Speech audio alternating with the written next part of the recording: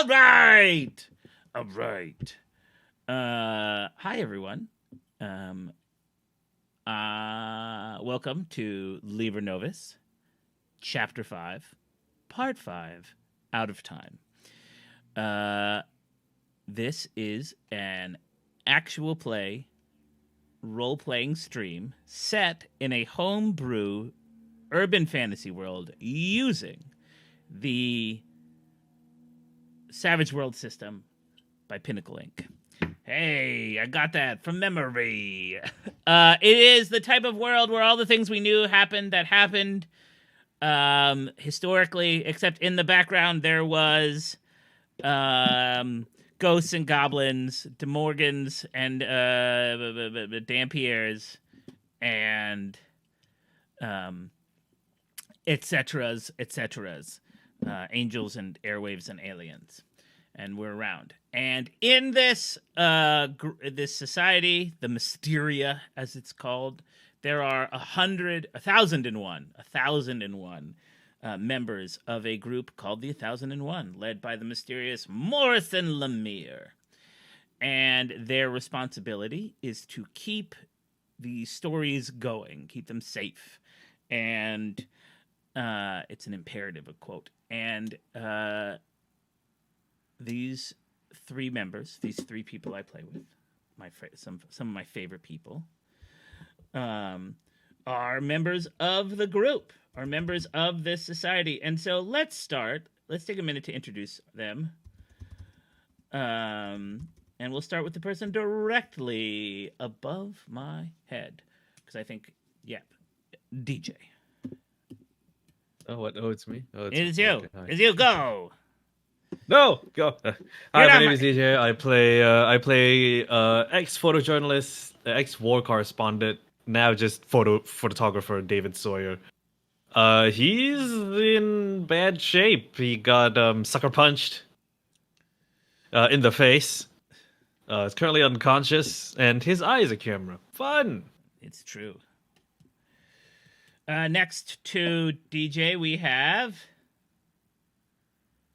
I guess that's me. Well, you're technically next. I mean, not geographically. Okay, we're going to leave that comment and not go into more detail on that. So yeah, my name is Jorien Hattink. Today I'm playing Tuskin the Bruised, who is a demon who crawled their way out of hell. They're covered in skin, but their skin looks like it is completely made up out of bruises. That's their normal skin tone. And there's now, since a couple sessions, a weird milky substance that runs through the scar tissue that is in their skin as well. They are facing their most dreaded enemy, Depuka. Depuka. It's true. And then last but not least. Hello, I'm Renee. I'm playing Victor Price, a scientist who used his knowledge of science into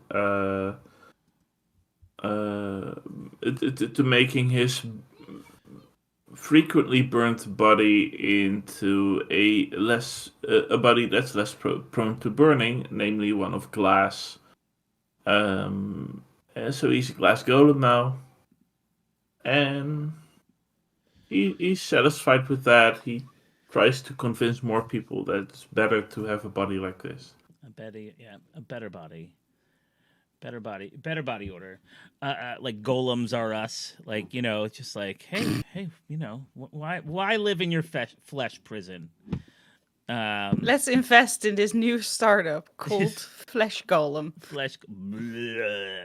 I've just pinned in to chat the Discord link where a lot of us are here. All of us are on the Discord, but you should be too, because you get to see fun pictures, like of Urine's awesome new tattoo. It's delightful, but we're not gonna. We are gonna. I was like, but only if you could join the Discord. But no, it's awesome. Okay. I'll keep it out of screen. No one's allowed to see. No. join. No. Okay, so when last we left our characters, they were in a pickle. Like kind of a pickle where sucker punched. So they have been shoved back in time by an angel into 1985. An important person, and this person is a humanoid sentient otter named Reginald Snuffles. He was captured, and our characters went to look for him and found him in a warehouse. And in the warehouse was, as Urine pointed out, Tuscan's arch nemesis, the Puka, who is looking much older than last they saw him, and has like one eye missing and like a scar. And the Puka is accompanied by these three massively mutated humans that are putting up quite a fight. And one of them indeed kicked David real hard. And I just exploded so many dice on that damage roll. And so to paint the picture, Tuscan and Victor are on the ground level of this very large warehouse, which was used to as a mechanic shop for boats, so and fixing parts of boats and heavy machinery. So it's the type of place that has catwalks along the side, but the ceiling is like 30 or 40 feet tall.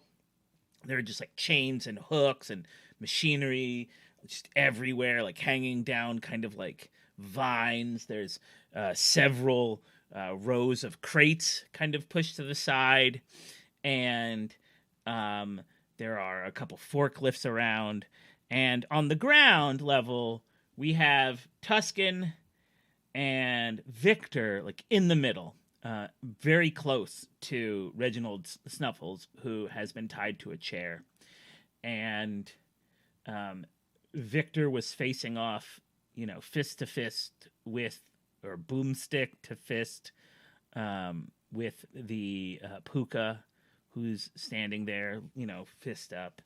And Tuscan was squaring off against these two, 10-foot tall, 8-foot tall, like humans that their musculature is large but uneven. It bulges underneath their skin, and like you can see these sort of like very red, angry stretch marks, because like as if they had gained this muscle very fast. And the third one kicked David, and is holding David up. And David, you have been briefly unconscious, and you come to, and you are being held like this, by this creature's hands, and your chest is just, it hurts. You're pretty certain maybe a rib or two has been broken, but it hurts. 5 ribs have been broken, but you hurt a lot, and maybe like you're feeling scars and stuff. But the Puka, said, he said like, that's not what he said. He said like, all right, now I would really like us to take a moment to talk. This was not meant to be a fight, but you'll have to excuse me. Old habits die hard. But on the other hand... How is this not supposed to be a fight? Well, I didn't swing first. You did. Well, yeah, because you always do. And always. Well, that's fair. But there is a meaningful glare going from Tuscan to the Puka. I'm much older now, wiser. It's been a minute since last we saw each other, and while I do hate you, Damon, and I would like to see you nothing more than to see you cast back to the hell you came from. That's not what this is about.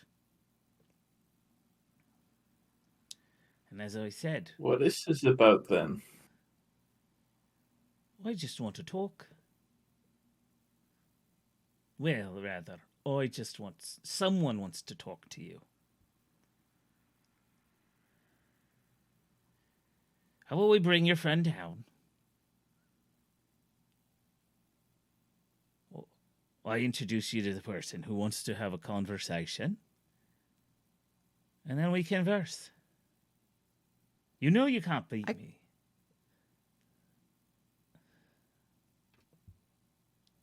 Sure. I'm not so sure.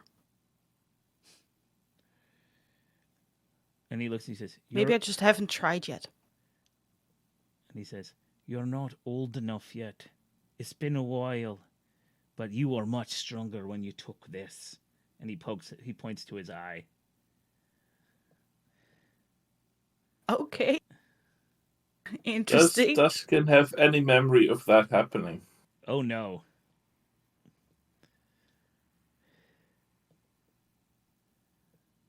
That is just too brain breaking for Tuscan to keep on fighting anyway. So yeah, for Renee, it feels a bit like a River Song situation. It definitely is. David, how you feel? I mean, you feel terrible, but what are you? There's a pause. Am I awake or? Yeah. You've come to. You're groggy. You're in pain, but you're come to. And where am I still being held, or am I sitting down, or am I what? He's holding you. Oh, but I think David will just go. You can put me down now. And he says, "Put him down, eh? Is that right?" And David just sort of like kind of lands on his feet, and then he's too weak to stand, so he just kind of like sort of like semi collapses and just sits on his ass on the floor. Oh, yeah. Probably spits a mouthful of blood. Yep. Out to one side. Yep. You got that little cool dribble that goes down like here. You know what I'm saying? Like the tough guy dribble. Yeah. Maybe the tough guy bloody teeth. Anyway, it doesn't matter.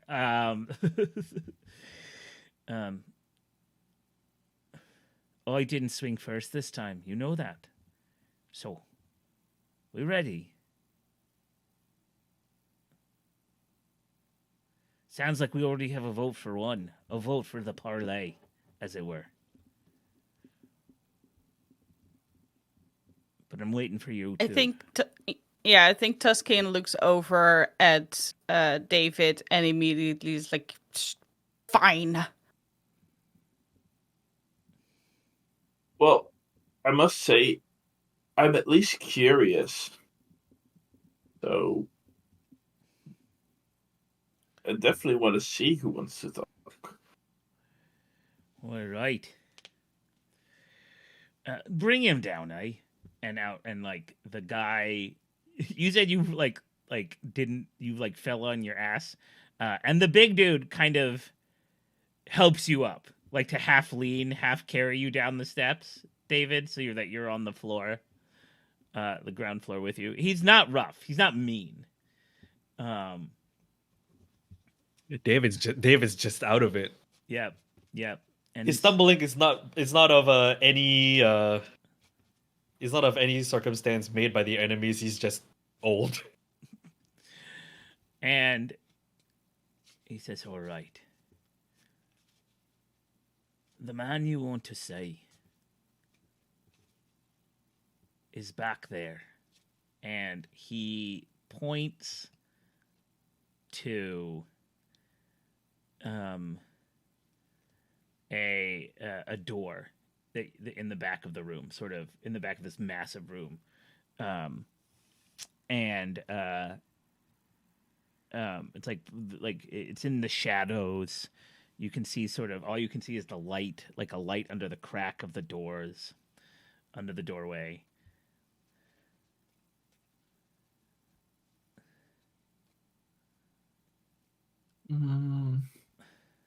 With the risk of indulging my curiosity too much, but why doesn't this person come here?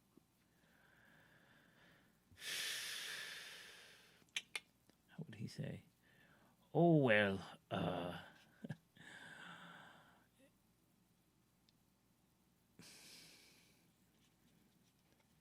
does he say to you? He says, just think of it as a flex of sorts. You know, important people don't meet other people.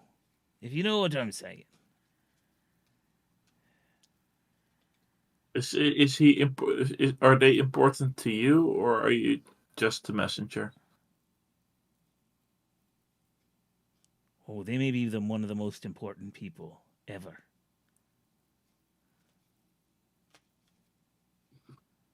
God. Okay. It's not a person, though.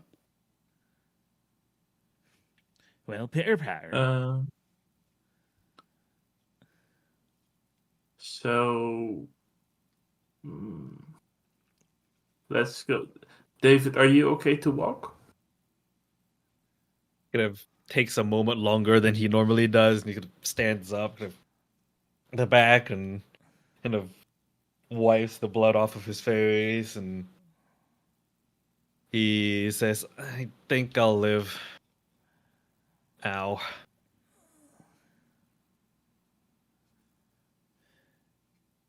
If this is over, we could talk about your body. Thanks, but no thanks. Oh no! Oh, thanks, but no thanks, buddy. We could also talk about your soul. I believe that there's things to do about your soul as well. How does the puka react to Tuskin No. talking about David's soul? The puka is just standing there, Oh, no. looking very impatient, as if like he's on the clock. Like he's like,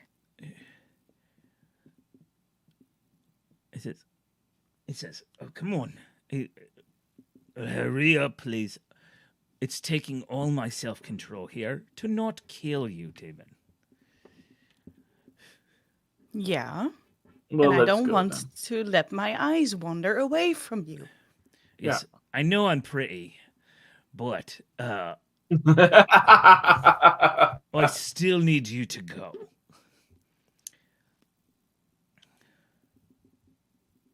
So who's going to go through the door first? Because it's not going to be Tuskin. It's not going to be David. It will be Victor. It will Okay. be Victor. Can I think David manages like a couple of steps, and then he just reaches out to Tuskin like, help, help. Hold me.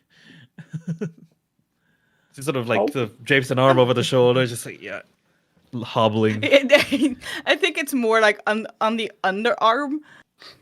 Yeah. It's like the grandpa Yeah, because shuffle. Tuskin's taller. Oh, and Tuskin is quite tall. it hurts. But Tuskin is constantly looking over their shoulder back at the puka. It just gives you a see you someday. I can't wait until I take that eye out. I could do without it. And the door is just like it looks like just like a regular door. There's a little light underneath it.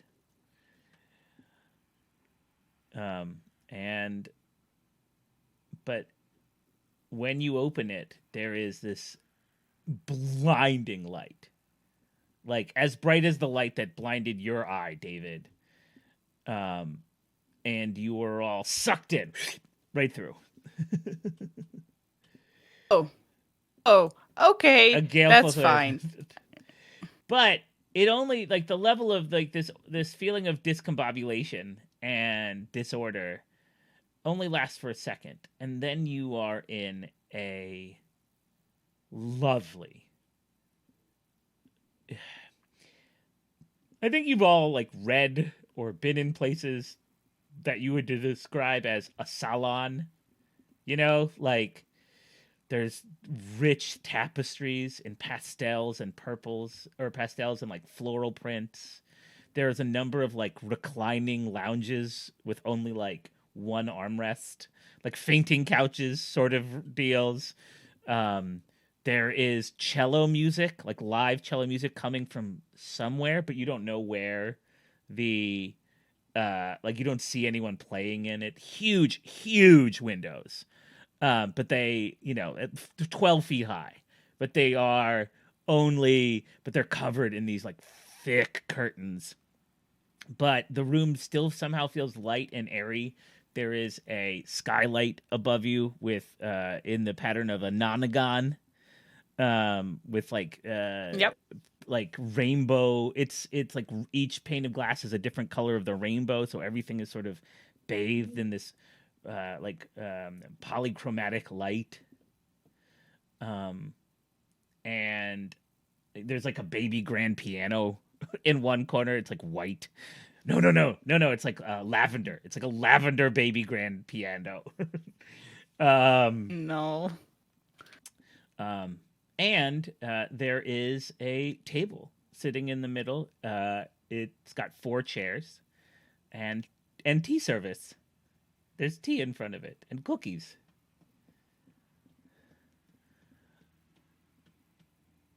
And that's it. That's all you see right now. Okay. I think Tuscan is going to walk David over to a chair, pull the chair back so that David can sit down. Oh, it's such a comfortable chair. David just sits down like,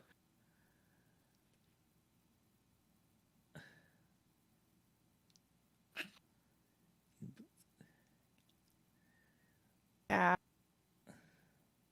You don't look so good. I think my ribs are broken. Oh. Yikes. Um, Well, Tuscan is thinking really hard on this one. Like, my mom? I guess you could call her my mom, kinda. Always said to not eat and drink stuff if you don't get there through normal means. Referring to to Tanya directly. So I would pour you some tea, but it doesn't feel safe. do any of you have healing? Because you can always make a healing roll, just so you know, or first aid. I don't know if any, Yeah, wouldn't that be I nice? don't know if any of you have. Wouldn't that be nice? None of Yeah, us are healing. healing. I actually have healing here. Oh, yeah. You could make a roll to see if you could remove. His ribs? No, like if you could bind them up in a certain way that Oh, okay. that would remove Yes. some of your wound penalties. I have a result of 5. Okay, so that's a success. So I believe, let me just check. That should be 1 less wound because you've got 3 wounds now. Wait, I can magically heal as well. Oh, can you? Yeah, I do have healing. Oh, well, there you go. Well, so you go ahead and Sorry roll... to. No. Between the two of you, go ahead and roll your whatchamacallit. Your faith. Yes. I was about to joke, can I faith you towards new health, but I actually can.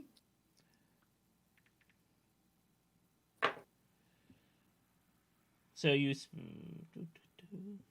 Yeah, but I didn't roll successfully. Oh, okay. I rolled a 3. Oh.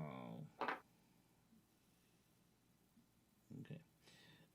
So I will say, so that's 1 wound healed, David. So you are only at -2. That's 1 wound healed. So you're at -2.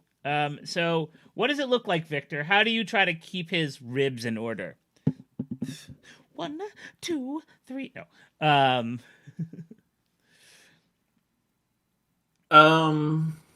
Well, I think Victor will definitely have more medical knowledge than myself. Mm-hmm. But I'm.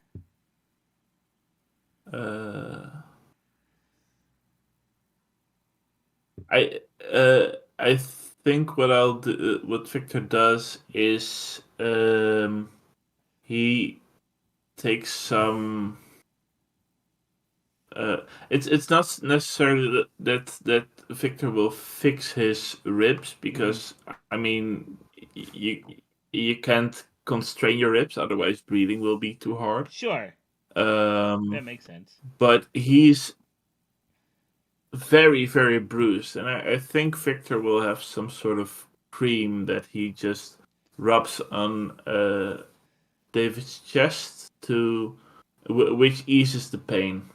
Nice.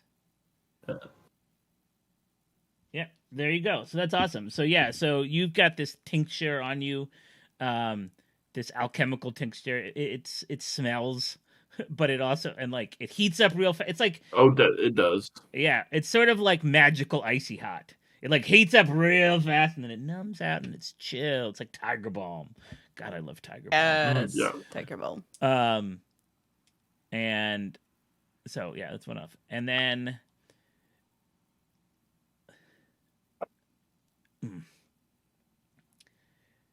okay, let me try to get the voice right.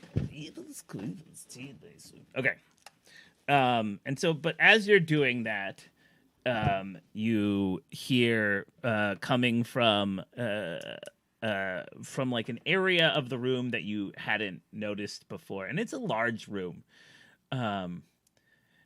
You hear this like hello. It's nice to finally meet all of you. And coming towards So we don't recognize this voice. No, God, no. No. Coming towards you is a very skinny, pale man. His hair is, combed very, like, it's like pretty immaculately combed, kept together, side part. He has a wisp of a mustache, and he is immaculately dressed, in a almost like light green tuxedo. He has a bow tie of the same color. He's got opera gloves and like a cane that he's holding and a top hat of the same color with that has a like purplish, not like deeper than lavender but not full purple like band about it, and he's got a matching pocket square of the same color as the hat band, and he's like, it's so fine, it's so nice to finally meet you all. Oh, Mr. What's David's last? Sawyer? Yeah? Yeah. Sawyer. Mr. Sawyer, you look so worse for wear. And I asked them... I'll be fine. Oh, excellent. Tea? Tea, anyone? Sure. Trying to desperately ignore the pain of like ribs sort of fucking scraping against each other, and I would not like to be so impolite as to decline tea. I'm not sure if me drinking tea would be a good idea. Victor's filled with water, right? Just like a light mist. Yes, droplets and stuff. Fair enough. I apologize. He said, and then he snaps one finger, and his teacup, your teacup, Victor, turns into like a what's the word I'm trying to think of? Like an aroma infuser, like one of those things that heats up oils. Vapor.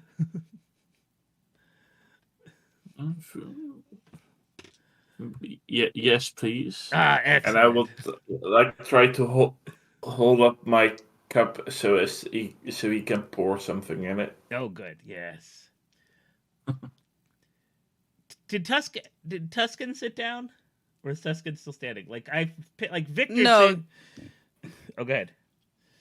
I think Tuscan is indeed standing behind Victor and David. just Yeah. in the middle. Are you also still looking at the door sometimes? Sometimes glancing over, yes. The bruised, please. Please take a seat. We have. And he looks at his watch. And it's like, a fob watch, right? How comes it? We have some time before our prescribed interruption. Okay, so that means that Tuscan is going to sit down, but scooches the chair in such a way that he can face both the man and the door almost I just simultaneously. imagine he does that with no tags, like. The floor screams. It's like, right? Yeah, just this ear piercing scrape. David Oh, just yeah. sitting there like. Nasty. Yeah. Yep. Tea? Yeah, sure. Excellent. Anyone else? Or name says, how do you take it? Cream, sugar? Just plain, actually. And Sugar, please. Pain. you're welcome. And he goes about the business of like pouring you all tea, a little sugar. He like for himself, he just like pours the tea in, puts a little honey, and then just like keeps pouring milk from a little like cream from a little cream. Would you like some tea with your milk? Would you like some tea with your milk? Vessel. like a creaming vest. I don't like any of that.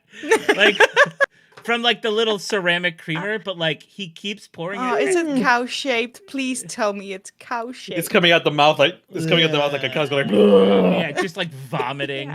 Yeah. Sure. And like, but like it keeps pouring, but the cup never overflows. And then he puts it down. So, I suppose you have all questions. Why me? Why us? Hell, Renee. Why Reginald? Who? Also who? Oh, my apologies.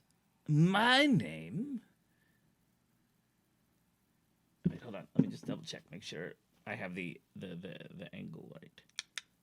There goes all your dramatic tension. Renee. No. He goes. It's all gone. Gone. My name. It's just gone, man. I'm sorry. No, sorry. My name is Septimus. Can I get a common knowledge or a cult from all of you? Yeah. Sure. Sure. I can try Fuck anything. is my common knowledge anyway. Don't forget you're at a -2 for right now. It's actually not as bad as I thought it would be. Well, Not you. we two. are at the -2. No, David's at a -2 because he's hurt. It's like it's hard for him Okay. to think. He's got Still got a D8 on it because my main skill is smarts. nice. Yep. I got a 3. So I got a 5 Okay. Tuscan doesn't know. because of my I got a 3. idiotic memory. I have a +2, Yeah. so my 3 Ooh, became nice. 5. I got a 3 because of my oh. -2. I mean, Oh. David's too out of it to like figure out what True. the fuck's going on. True. Here's what you know, Victor. Septimus was the last time you heard of him. He's more of a how to put this. It's hard to be an urban legend in the Mysteria. You know what I mean? When you're a community of urban Oh legends. yeah. When you're a community of urban legends, being an urban legend is hard. But Septimus is a being or person, like some people have called him a really powerful magician. Some people have called him a god. Some people have called him, like a demigod at least. Some people have said he's like a vampire. Like they're like the stories are abound with him.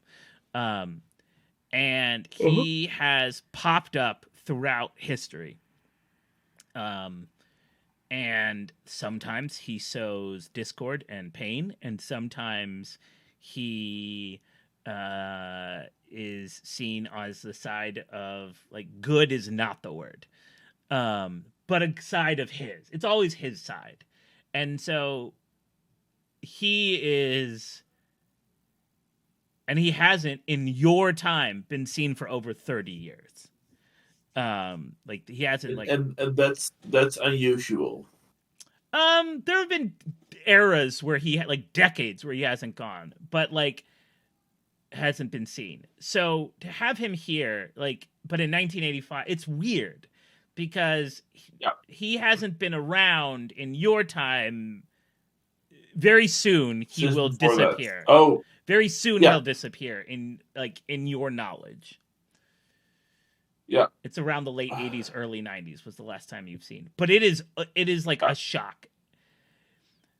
To see. Also, like, no one uses the name Septimus unless they're Septimus. Like, no one would be like, "Oh, I'm Septimus," right? That'd be like, you know. No. Yeah. So around the time that Victor became a glass golem, so when he entered the Mysteria, he may have heard speculations of his disappearance. Exactly. Yeah. And Septimus picks up, "Ah, you have heard of me." Yes, I have. Just of you, not from you. So, what kind of Discord are you here to sow? Ah, the one you should join. And- No. No, he looks at you and says, No.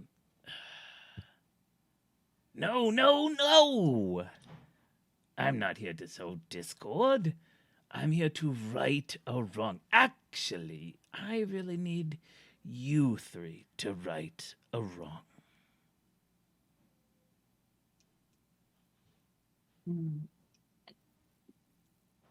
So, what's wrong?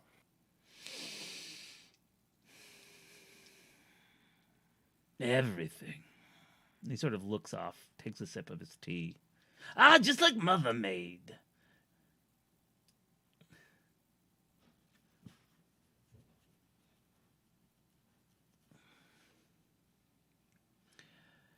Oh, the world that you live in is. What did you say, DJ? No, you suddenly said that scared me.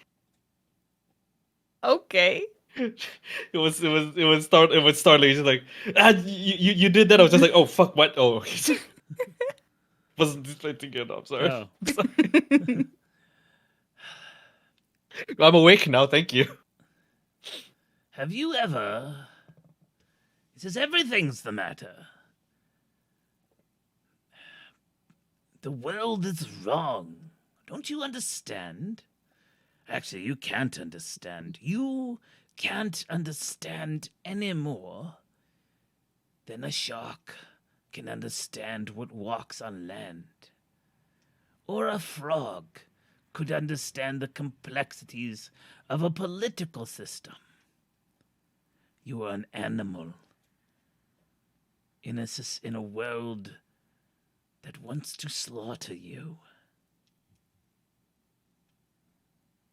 Okay, so we can't understand, but I would really like to hear you try and explain it to us.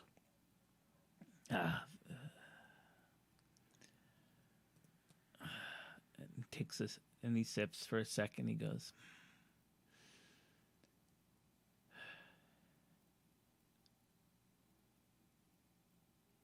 he sort of looks around. What if I told you that you were living a lie?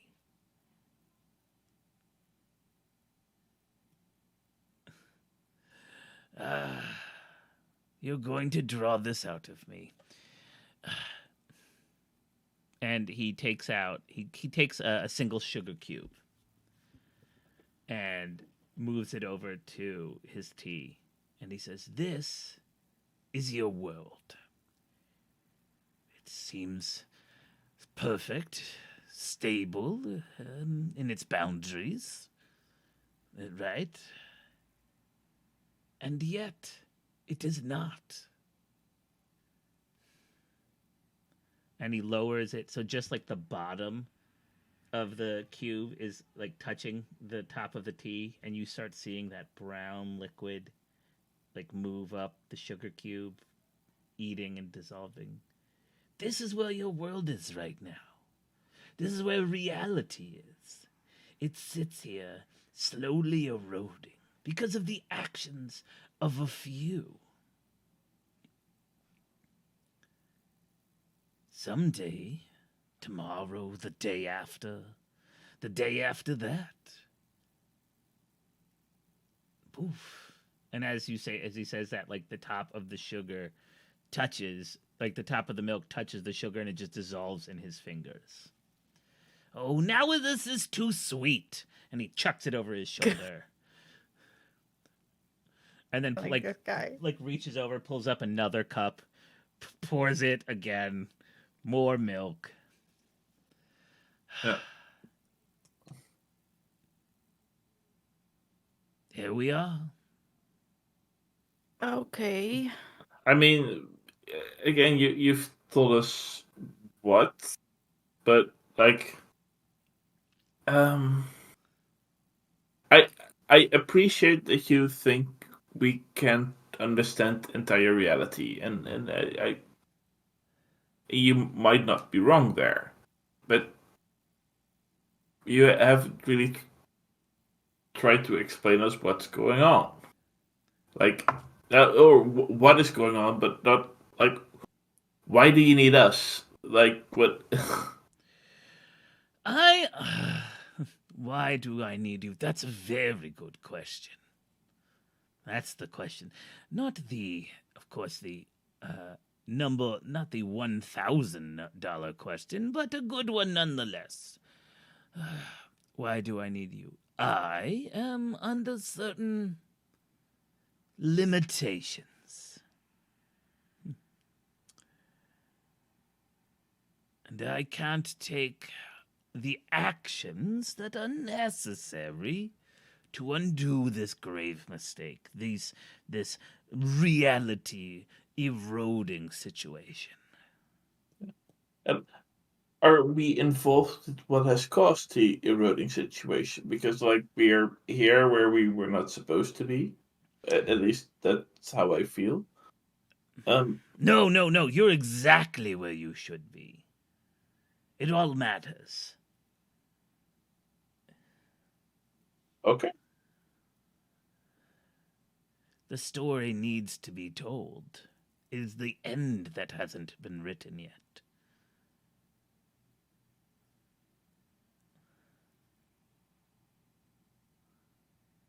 Biscuit? And he holds up a cookie.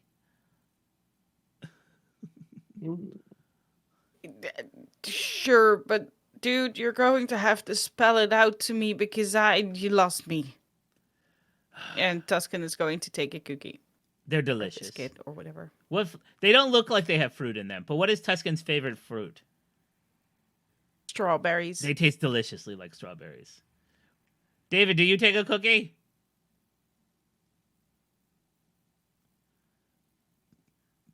And what's David's favorite fruit? Fruit? In a cookie? Yeah. Like fruit cookie. You know those jammy cookies? They're delicious. You eat them with tea. Oh, one of those like the little circle, little Jameson. Yeah.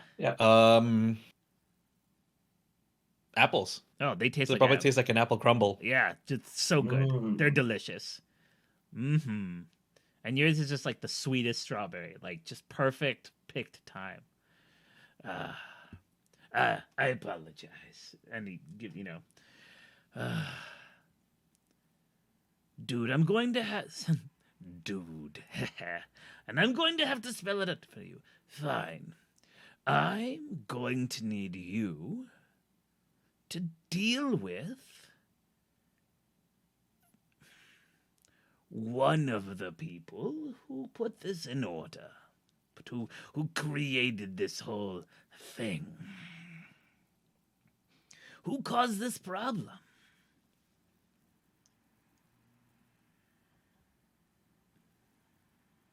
The Snuffles family? No. No, those are the guys that. Oh, that's. I don't know the people that took the Snuffles. I know. Oh, the Puka. No, he works for me. And Reginald. No, not the Puka. I meant like whoever it was that kidnapped what's his face, the original son. Oh, Bucky. Bucky, yeah, whoever can have Bucky. It's not Not also not thinking straight. No worries. Just so you know, Reginald, and he looks at his watch again, should be on his way.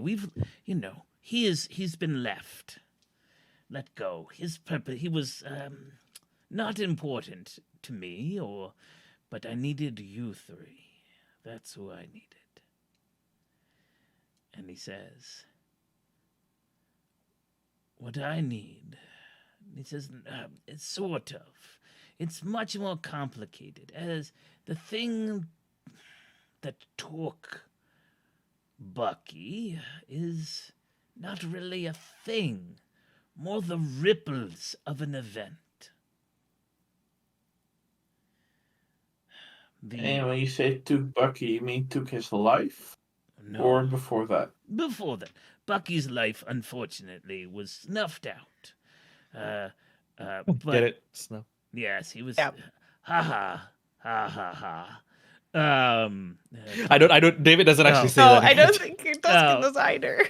David's too I'm pretty tired sure to make that jokes. Victor will raise a glass eyebrow. Really, dude. Pardon, you're right. Pardon the phrase. It's just no. He was a victim, just like you are, just like I am. We're all victims of the same person? The same group of people. I've just been a victim longer, and in a more complex way.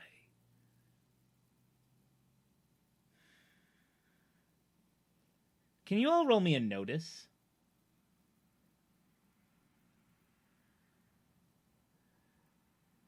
Notice. Okay. Yep. Hey, I rolled something above a 4. Hey, Mazel Tov. I rolled a 5. Hey. I got a 4 because I rolled a 6 and then -2 for the injury, so 4. I rolled a 13. Wow. So we had a 5, a 6, and a 13. All right. So no, 4. 4. I got a 4. Okay, so 5, 4. So Tuscan and David, you notice that the light coming through the window above you is much darker. It's almost as if an amount of, like, it was, high noon when you entered. The sun was shining directly down. And now the shadows have changed a little bit, as if the sun has moved much faster than you thought. Like it's later in the day and the shadows have changed. And Victor, with a 13, you notice that, this place was very, softly but opulently, very clean design before in its luxuriousness and its luxury. And now you notice just at the edges of the room, right by like the floorboards and stuff, that the carpet is starting to mold and turn black, as if it and like it's just incrementally creeping more and more towards you, like from all 4 directions. I look at Septimus and I ask him, "Are we about to time travel again?" No. Well, maybe. No. No, this is, as I said, we were on a schedule. A tick-tock, as it were. I'm under constraints. I can only answer so much. And then I am not. And I can only answer things that are asked. But, and that's unfortunate. Does it have anything to do with Morrison Lemire?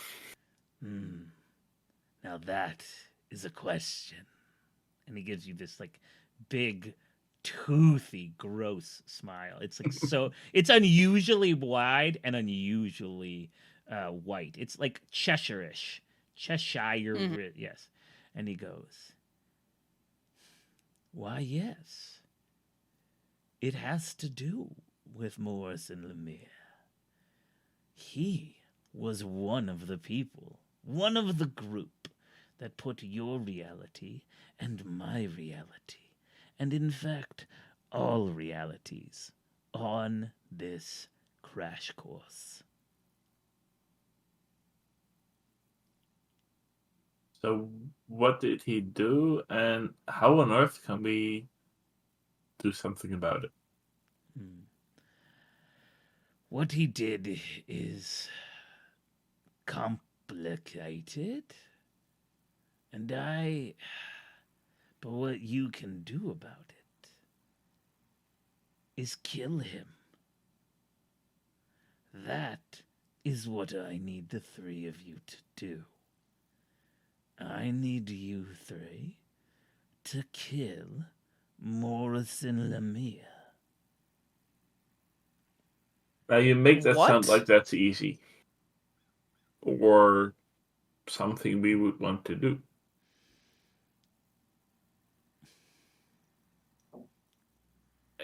And I'm convinced it's the former is not true. It's not easy. It will not be easy. No.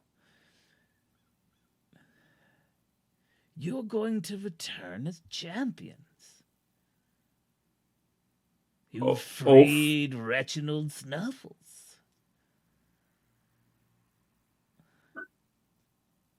He's on his way to see you right now. I, and the sake of everyone, need him dead.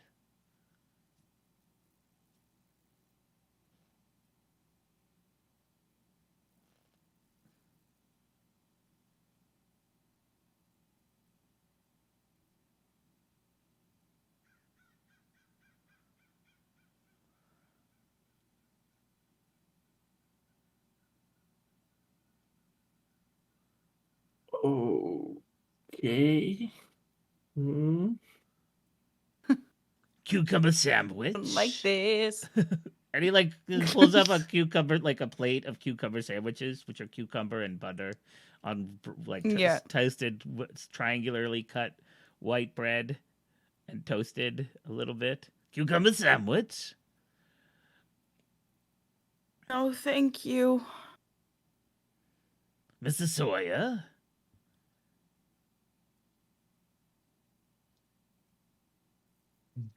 Sure, I guess. You should really have someone look at your wounds, Mr. Sawyer. I know. I need to go to the hospital. Oh, you do need to. You do need to go to a hospital.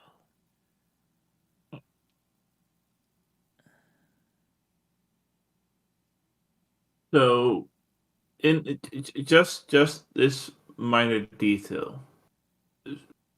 We say yes, because I think you will need a confirmation from us. That buddy man over there will leave us alone?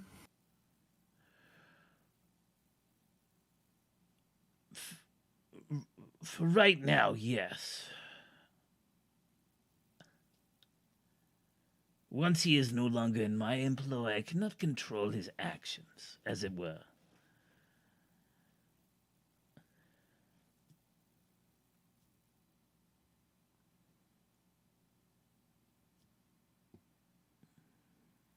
Person did a lot for us. Yeah, but he also sent us to something that he knew might be our deaths. Same for Bucky. Fair. But if his group is the problem of all things, and we are part of his group, then we are also part of the problem of all things. No. Yeah, that's what I was wondering about. No, you not exactly. You're more like handy people. Construction workers. Like tools? Tools, yes. A hammer, and he like points at you, Tuscan.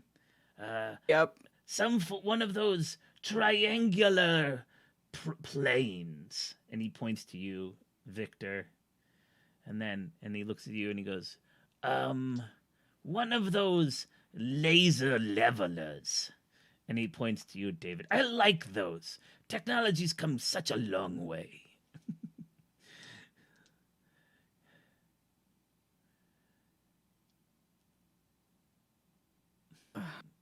Your job is to keep stories going, to patch up what is falling apart.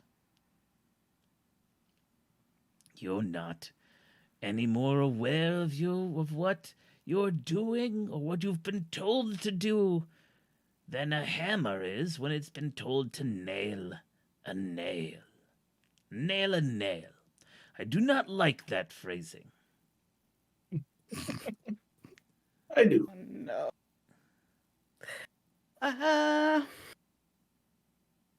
I really don't want to kill the mirror. But that's me, Jorien. That's not in-game. I think Tuscan is going to look at David for some guidance on this one. I think David's probably like half asleep.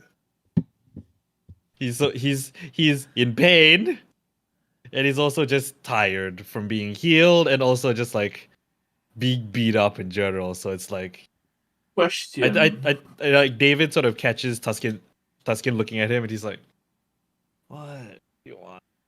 So tired. I don't.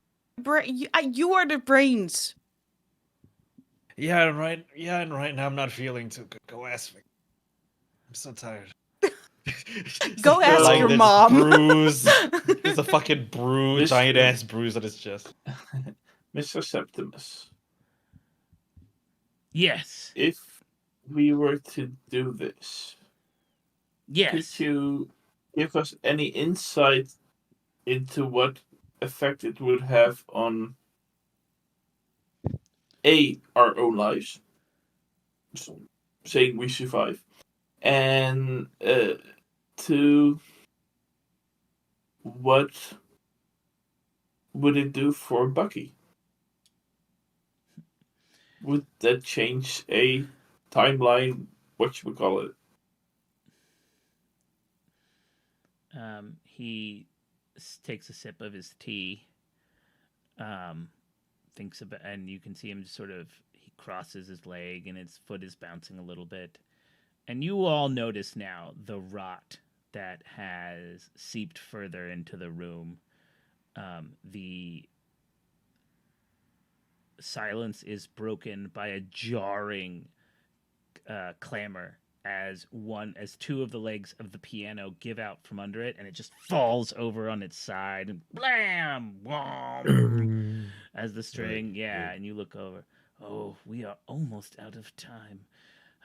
But to answer your question, say you survive, say Bucky, how will it change Bucky's life? It will change everything. And our own. And your own. It will change everything.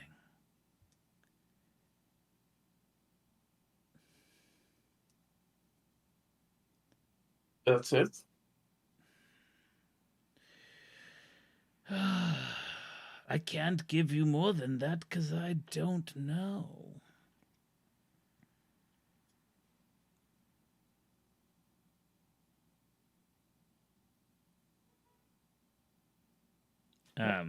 I mean, I appreciate all the things that you are saying, but basically the only thing you've said to us clearly is that reality is collapsing and we need to kill the mayor. Yes.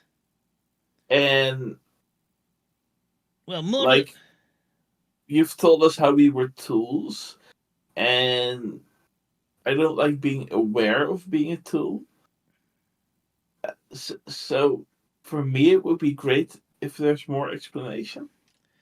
And I look at the other two to see if they concur.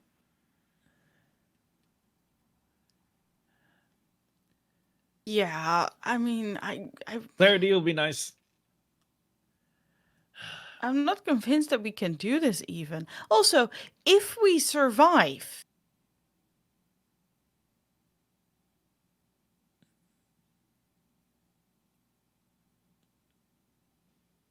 so you seem to be almost all-knowing, and you don't know whether we will survive. You don't know whether if we do this thing, it will actually be better. Oh, no, I'm not all knowing. Far from it. I've just seen a lot. And sometimes that seeing has led me to be. What's the word? Broke. No, that's not the right word. Yes, I've just, like, I see things. I know things, but I don't know what will happen. Your reality is falling apart. All reality is falling apart. But it needs to fall apart. You're keeping it going. But I don't know what will happen once it falls apart. Wait, it is falling apart, but it needs to do that? No. Well, sort of. You're confusing me. You've noticed now that one of the bits of rot have reached his foot. From like the other side, and it is it is like slowly crawling. No, that's not it. It has reached. No, it has, pardon me. That's not what I intended. It's so much darker in this room now, by the way. It is falling apart. It is dissolved. All things have already dissolved. Will dissolve again. Maybe. But you need to make sure that it does dissolve in the right way. Do you understand what I'm saying? They said... The only thing I understand is that you talk about stories. Morrison always talks about stories. He always says we need to keep the story going. You say we need to stop the story from continuing in order for it to continue. No. Which makes no sense. Don't you understand? No! Your story should never have been in the first place. But it's here. And it's now. I cannot tell you where your story will be once it is righted.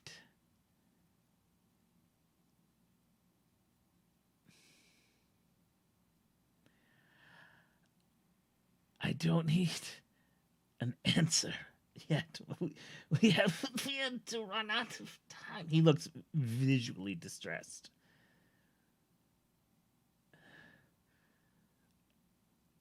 It is Morrison's fault. And those like him.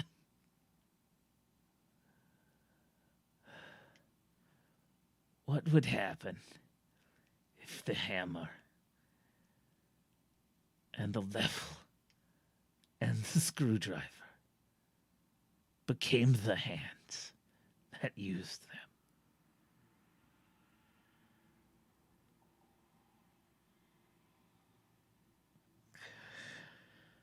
Sounds a bit like Edward Scissorhands.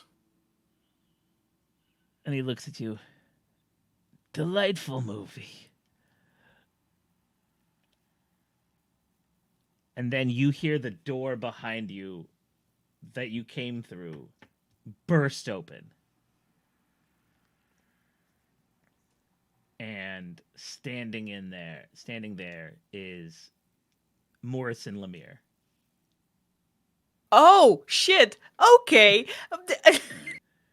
And We're going to do this now, I guess. and at that moment, Well, we're going to take a break because we've hit our thank hour you. mark. We'll be Oh, back. God. I must say the point where you told us that we should. Oh, if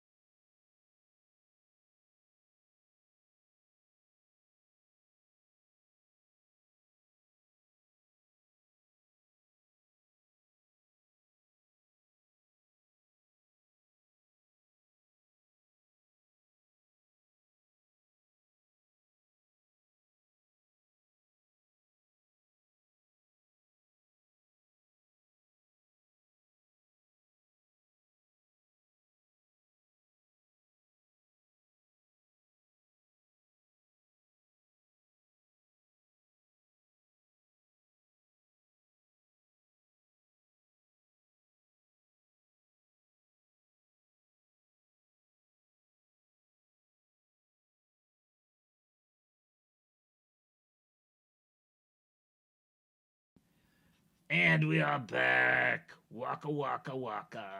Okay. Here we are. Rotting room. Like the couches have molded over. There's fungus sprouting from it. You all are standing in a patch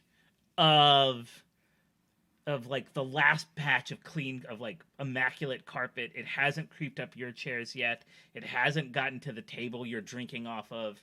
It has gotten to the chair that uh, that that Septimus was sitting in. It is you can see that his lovely tux like lavender his lovely shoes have started to wear and the leather has cracked. His pant leg is fraying, like one of his pants legs is fraying. The string is coming off and then like disappearing. His flesh is untouched. You do yeah, notice that. Um, do we see anything similar happening to us? It hasn't gotten to you yet. You're standing in the last clean circle. And so he sits here and so he's like he says uh but his countenance is changing. There is a wildness in his eyes that weren't there before.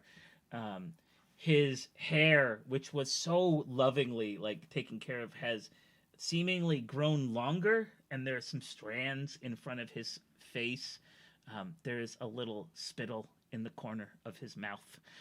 You look back, and standing there is Morrison Lemire.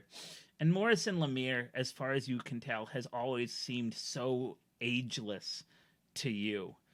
Um, he has a his hair is black, his skin is tan, as if he was in the prime of his life and the type of person who like worked on boats or spent or like a 1950s movie star who spent all that time with those giant like reflective things that like just baked you golden. um he is wearing a like a cream colored button up shirt, except like the top two buttons are unbuttoned and you just see like a clean no hair here. He got a little thin mustache. He is in his pants are tan. He's wearing boots. He has like a satchel on around, and in his hand is a sword, like just like a magnificent sword. It glows somewhat with light, and you'll notice that as I said, if you remember, the mold was coming in from all the sides, but where he stands on the door, the ground is remade. and is perfect again. And there is steel in his eyes. He is calm, and he says, "So no, what do you three do?" So is Lemire like in front of us or behind us? Behind us. He's behind us. You walk down like the length of this room, and to this. Oh, I table. thought we were still on the couch. No, you were at the table and the tea. You are there, but to get there, you walked through the room, and as I said, it was a big room. Oh, okay. And he burst through the door, the double doors that you came through. So he's probably, I don't know, 25, 30, 40 feet from you. Yeah, like 40. Okay. It's a big room, 50 feet. He's like 50 feet behind you. You were sitting in this. David's gonna turn around, and he's gonna do this. Just take a picture of Lemire. Yeah, just take a picture. Are you? Yeah. Yeah. Are you using a power at all? Yeah, sure. I'd like to detect Arcana. Oh, sure. So give me that roll. So it would be my weird science with my smarts. Fortunately, oops, I don't have the right dice. 34.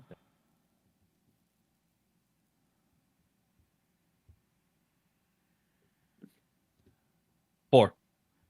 All right, right so on the money. It goes off, and I mean, there's no camera flash. It's just click. It just click, and really, it's like click with your And so, what you no, it's click with the eye. Sorry, don't click with the camera. So there is the sword itself is very magical. You can tell that. Like, you don't know what it is, but it is a glow with energy. And you notice there he has like 3 rings on his other hand, and those are also very magical. His backpack or his satchel is just like, it's like fireworks are going off in there from your Arcana. But he himself seems oddly muted. Like, he definitely has an outline of it, but to you there is the feeling that he is keeping it's almost like someone has put a door in, like, one of those lantern doors that you close so that you can just see a glow. Whatever his powers are, whatever his energy is, it is being smothered. It's like holding up a heat blanket to a thermal camera. Exactly. And you're not sure if you don't know what's doing the smothering. It could be him, it could be this room, it could be like, it's just like his energy is lower, but all the items with him are much more powerful. Yeah. And he says, probably save the photo for later. Yeah. For later analysis. Victor, Tuscan, what are you feeling? So Tuscan is looking back and forth between Septimus and Lemire in the way of, oh no, mom and dad are fighting. Let's just be quiet and see what happens. Yeah. I want to see because Morrison bursts in. What is he focused on? Is he focused on us, on Septimus, on something else going on? He is focused on the 3 of you. His eyes dart up to Septimus in the way that you would sort of feel out there's definitely, well, how good are you at telling feelings? How good do you think Victor is at reading emotions? Question. Well,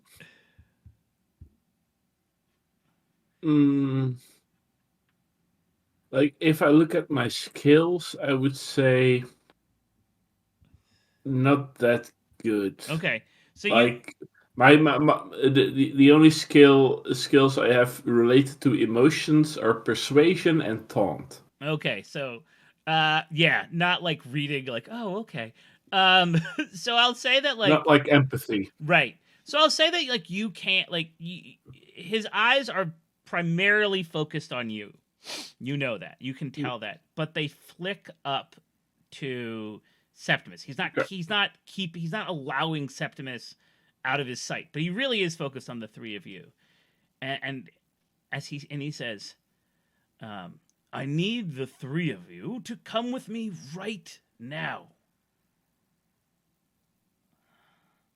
And I need you to explain a lot of stuff right now. Are you Go ahead, tell the how do you say it? Like I don't say it threateningly. I say it like matter of factly. And I will play my Spill the Beans card, which reads, and I will read it exactly. The subject of your questioning tells you everything, it's in italics, you want to know, whether by friendly persuasion, intimidation, or force. And I will try to go for friendly persuasion. okay. He says, I don't think it's the best idea to start intimidating or forcing Morrison right now. Yeah, no. He says, we don't have time for this. But he says, this is not a stable area. Come with me, and I will tell you things. But you cannot stay here. And then and then you hear Septimus go, No, come with me. And he's actively panting. I can remember what I said. You're not ready yet, but you could be.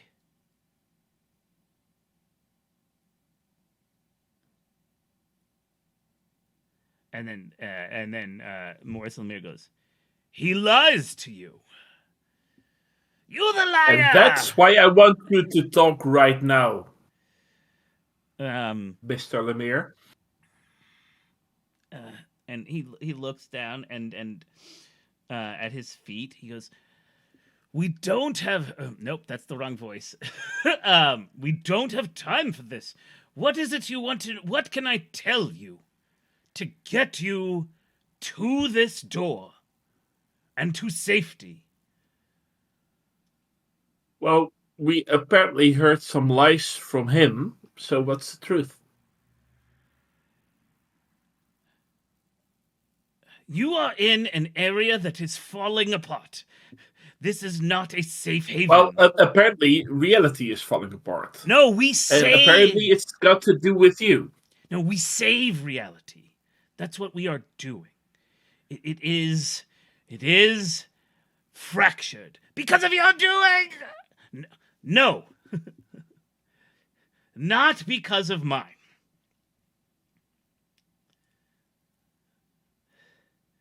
We are keeping it whole. I promise you that.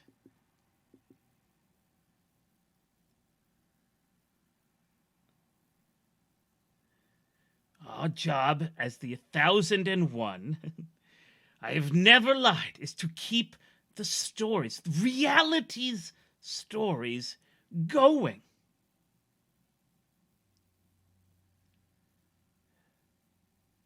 That is why I send us on the missions that I do. He's lying. He caused it. You look over and I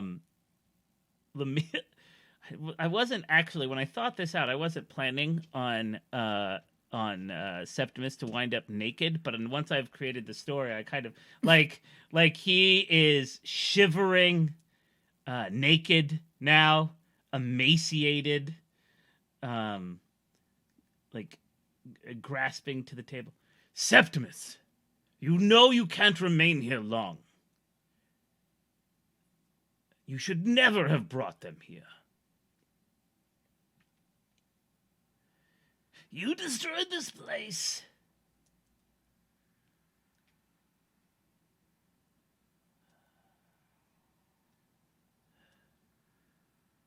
Lemire says, I am keeping it here. And you see, and you see him close his eyes. And David, with your eyeballs aglow, you see that the rings and the sword light up, and then all of you notice that the mold, the decay, the creeping destruction sort of back off from his feet. And Lemire starts walking towards you. I need you all to come with me.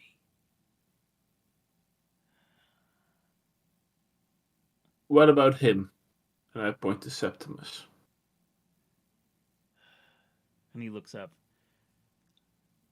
Septimus, I would take him if I could. Please. And he holds out his hand. Come with us. Us? And he says, us. Septimus, please. Oh. You do not have to be this way. I'll never trust you again. And he starts to dart into the darkness and the decay. What are if you're going to follow him, now is the time. I don't know what to do. I'm out of character. Yes. I'm not sure if I would want to follow Lemire. Okay.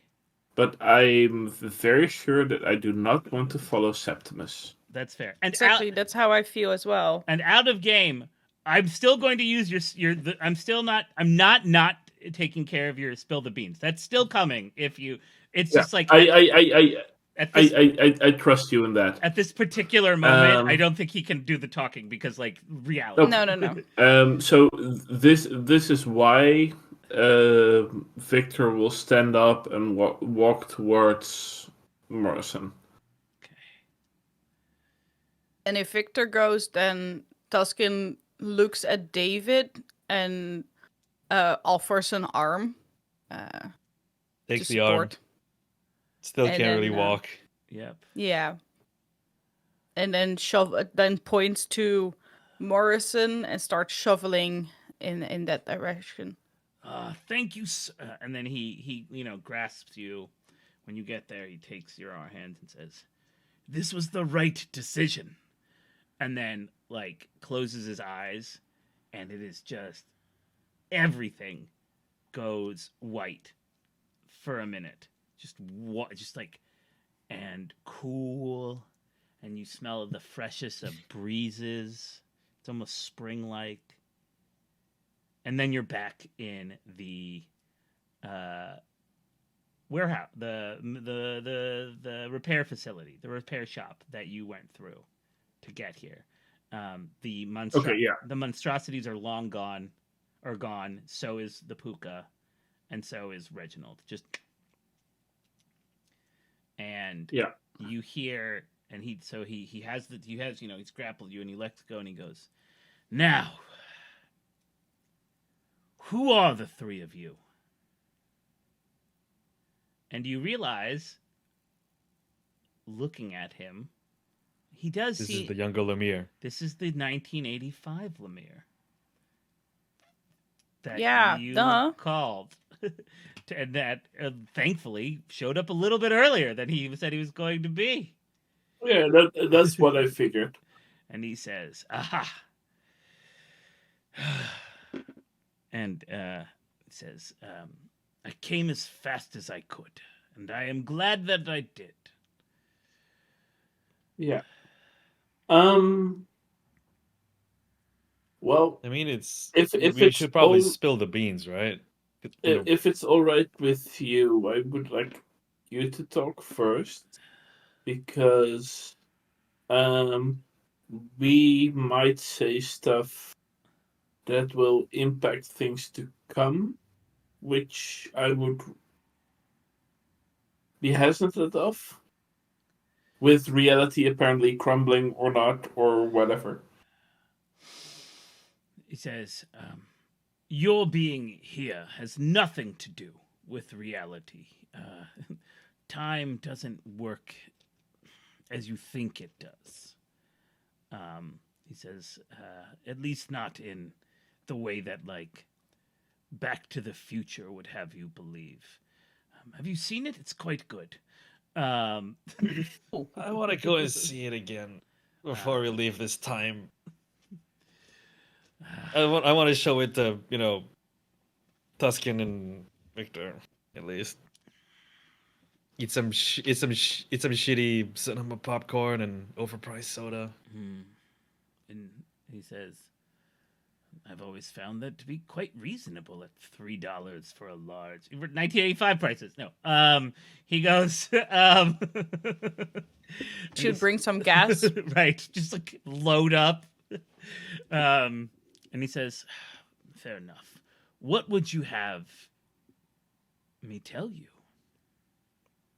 What was Well, Golden Creek you talking about back there? Like, what is going on with what's his deal with you? We were once. He knows you apparently. He has sketched us an image of what he thinks that you and yours are doing, and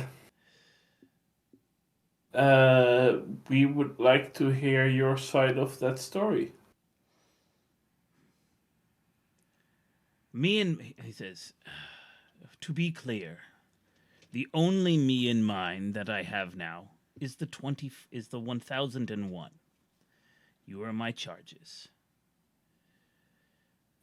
However, there was a time where he and I worked on a project of sorts. And it left him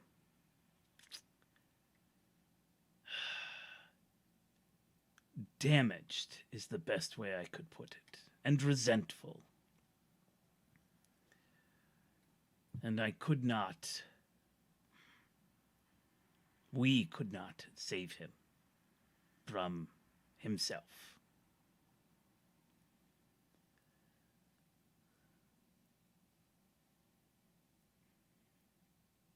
Project about?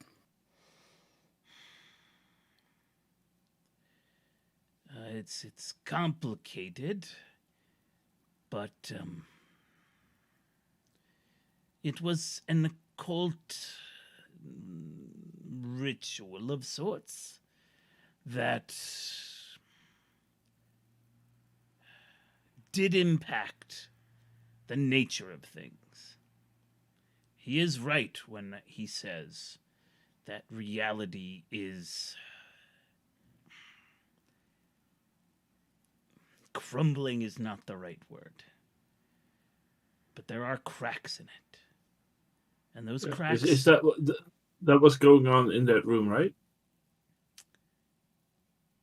Yes.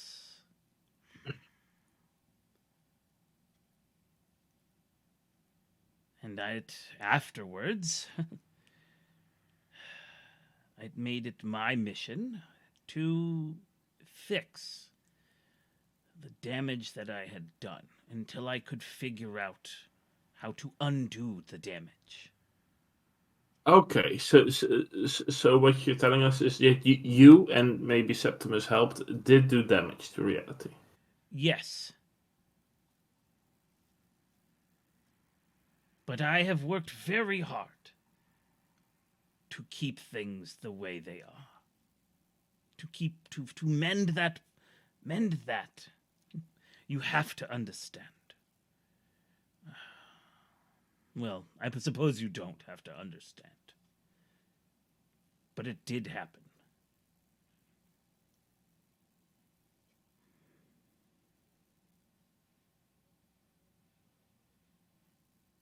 And now you're trying to right your own wrong. What would happen to reality if you were to die? Hopefully someone would take my place. But are there other people who know how to save reality?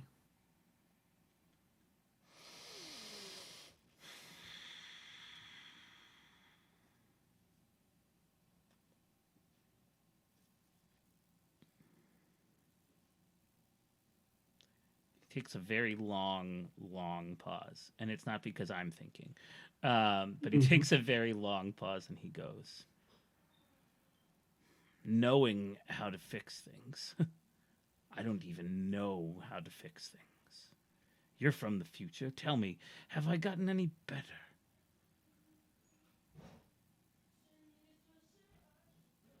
Duskin just shakes their head like, nah.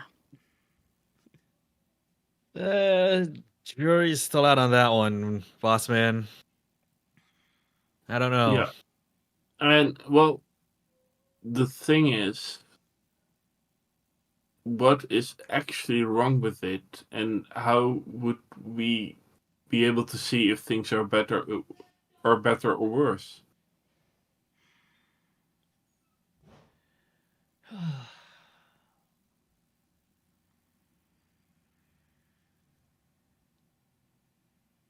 Have you been?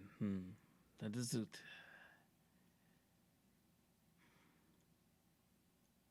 There. That is. Let's go back to your other question. Are there other people who know how to do this? There are who could fix things. He goes, yes, there are others. Oh. Who could fix this? But at least in this time period, they are not working towards it. And he looks almost sad at that. So, how would we know things are better? I do not know. I suppose the answer is... am I alone?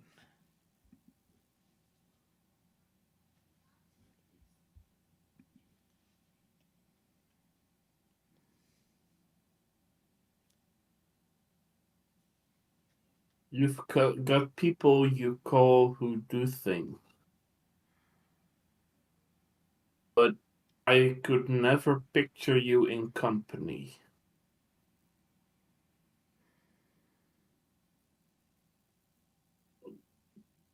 So, yes and no? He gives a tight smile. Yes. I have been without company for quite a long time.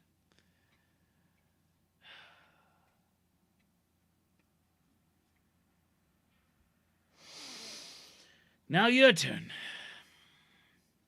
Tell me what I need to know. Yeah, I still want to know what is wrong with reality. Except for the crumbling part, I got that. But it is crumbling. It is...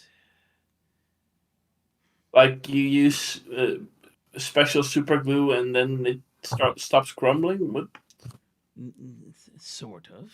Yes. In a way. The 1001 have always been the super glue.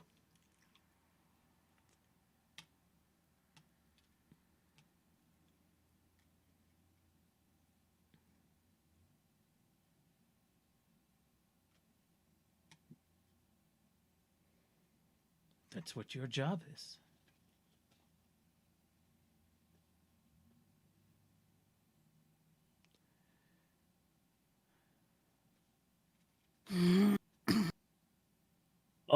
The way I like.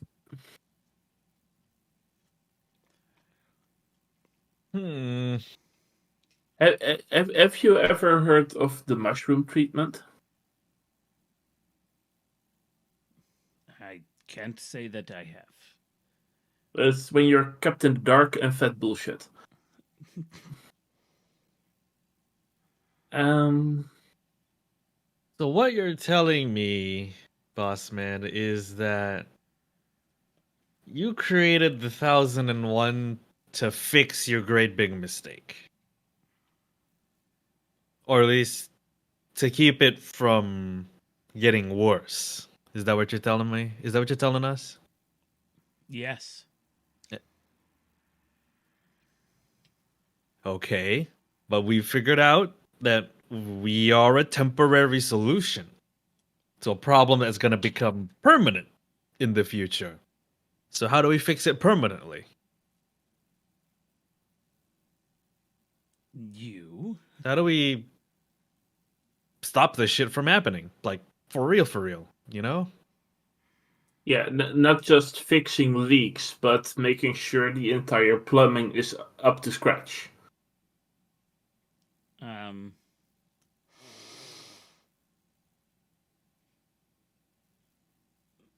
And I am trying to tell you, I don't know. He like slams. You don't know what? He slams the sword into the ground. It cracks in the ground. It's very. I don't know how to solve the problem permanently. And I do not appreciate. I saved your lives. And you will either walk away, and I will see you again sometime, apparently, although I do not know what my future self was thinking. Or, I mean,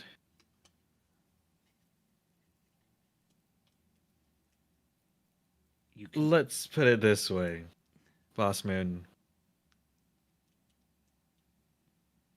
In the future, it doesn't really matter what your opinion of us is, because events that transpire in the future, they need to happen. We need to be involved with them. And in a sort of roundabout way, you're going to make that happen for us, you know? We wouldn't be here if it weren't for you. Then tell me the events that need to transpire in order for you to be here. David kind of looks to Victor, kind of looks to Tuscan, be like, did you think our gestures like, spill the beans? Should we? Doesn't say it. I mean, we can. Well, I have,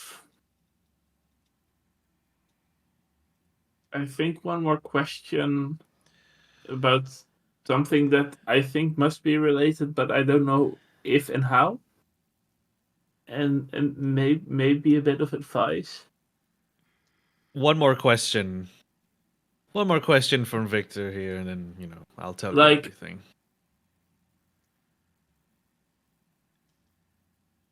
We have at one point seen you shoot Kennedy. Did that have anything to do with you trying to fix things? And if so, how would that matter? If you can elaborate on that.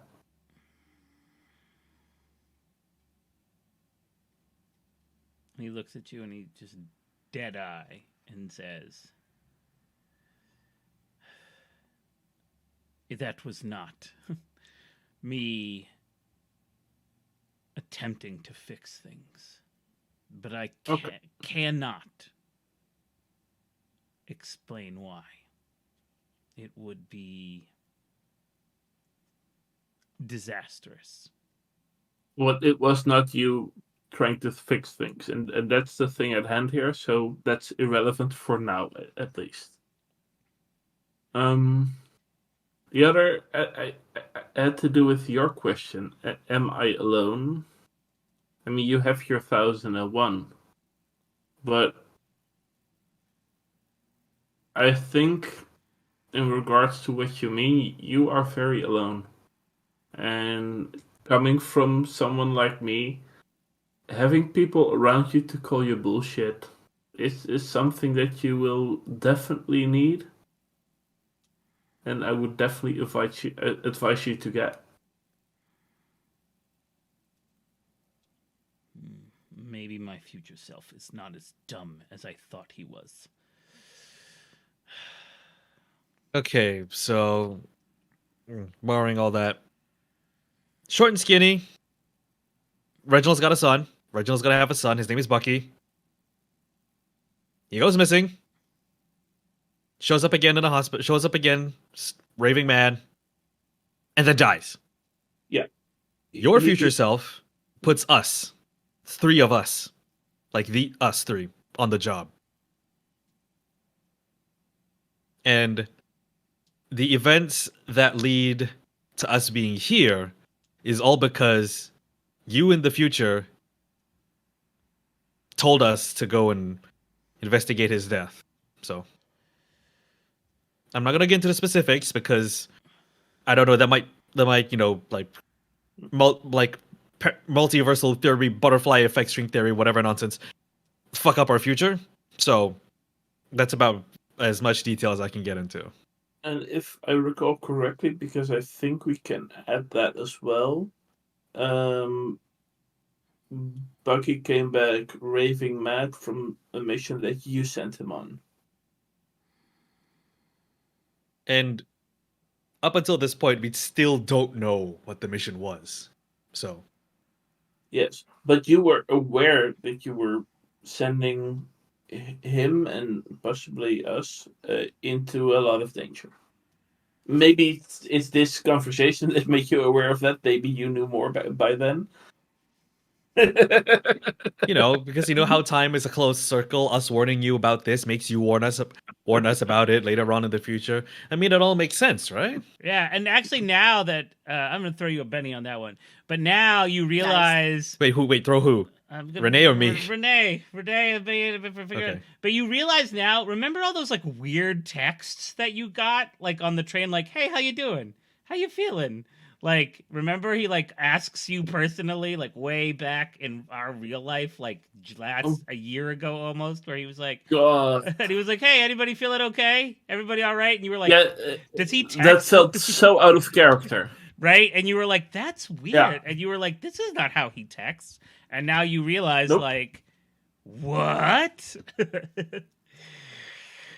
I think the realization comes to like David and Victor, and David is like, not Tuscan. It's not putting it together. Tuscan's just like, wee. Yeah, it's like, Just go, yeah, the anime thing of like the crow. yeah. David is just like butterfly effect. Oh, so that's okay. He looks at Victor. A lot of things make more sense now, don't they? Well, I mean, they something have still an don't make sense. explanation. Let's put it at that. Yeah, they have an explanation now. I'm not gonna get too much into it, boss. So, that's all we can like feasibly tell you without risking, timeline fuckery. Fair.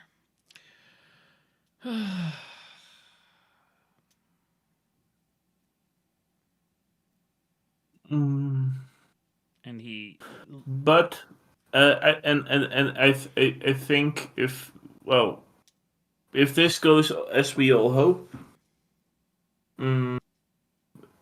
I would ask of you that if we come back from that mission in the future, in this situation that we just described, that we have a moment to sit down and share more information. He means to say I think what Victor means to say is, let's have dinner. No work, no existential crisis nonsense. Well, no work, no job or whatever. I mean, let's just sit down and eat. I break must bread. say that work brings me more pleasure than dinner. Hey, stop, Vicar, stop. We can get a free dinner out of this. Also, you're paying. You owe us that much. What?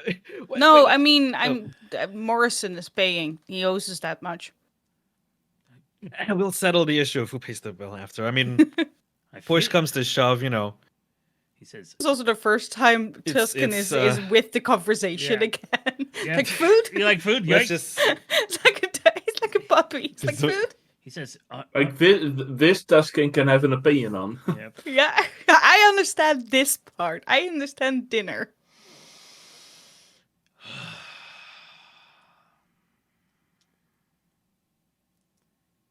Well, So, He says, how... I mean, the question, the biggest question still remains.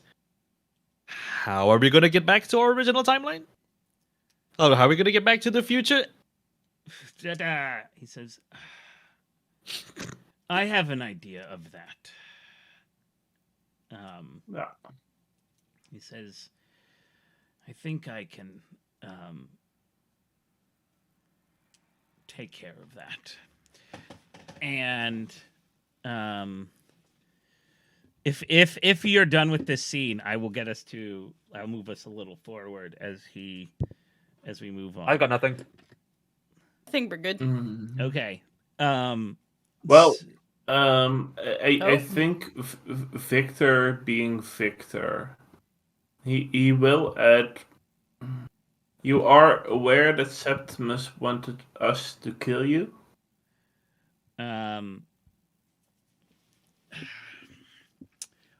He. And in his mind, that's what would fix reality. That's why I asked that question earlier. And he says, Septimus is wrong. It wouldn't fix anything. As I said, he was broken by the project. He does not think straight.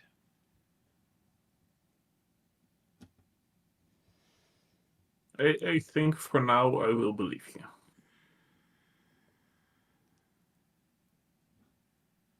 Thank you for that. And over the next several hours, you all are packed up. You know, what little, I don't think you had anything, but Professor Shelley comes with you. And you all board a private plane owned by Morrison Lemire. He, you know, you're flown to Iceland. And if you remember, I think we had this well in the beginning that, because you made a common knowledge roll way back at the beginning when you first came back about Professor Shelley, whether or not Shelley was still around. And I believe I mentioned that in the future he is still publishing papers, and yet he's based out of Iceland now. And Yeah, I remember now. And so you land there, you know, you're hustling a car. It's like almost a day's worth of travel, and you wind up at a facility. You know, it's the type of thing where like the building is pretty nondescript, and you walk in, and there is just a 40-something-year-old woman. She's got like curly hair. She's in like a skirt suit or a dress suit, like sort of thing. And she stands up when she sees, hello, Mr. Lemire. And he's like, Genevieve. And you walk by. Do you know of a Genevieve? You do not. You do not. I mean, this is this is obviously a 1001 facility, but I don't think this is. There's probably not. No. Yeah. And you walk, but it looks like just like a normal building. Like it looks pretty storefront. And you get it's like 5 stories, and you get to you go into an elevator, and instead of going up, you know, he pulls out a key, he turns it, you go down. For a while, It opens up and it's dark and very like warehouse looking, cold. You walk past some labs. He's just taking you. How you all feeling about this? He's told you that he's going to get you to your time, to your future, but he hasn't really explained how currently. So,